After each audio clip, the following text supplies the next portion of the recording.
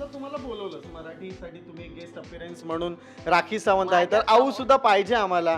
एक महाराष्ट्राच्या लाडक्या अभिनेत्री, इतकी वर्ष. नको, मला बिग बॉस नको. पागल झालं होतं डोकं तुम्हाला सांगते. ज्या दिवशी आऊट झाले आणि रात्री मी आले, मग भावाला फोन केला, म्हटलं मी आऊट झाले, मी घरी येते, घर उघडून ठेव. आणि मी रात्री आले वरती,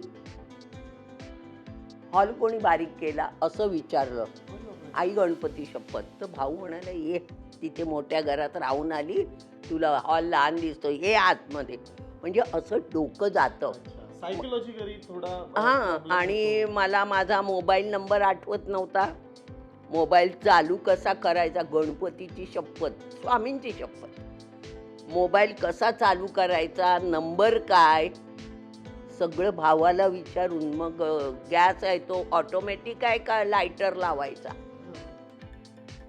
2.5 महिन्यात मी सगळं विसरले, कारण तेच.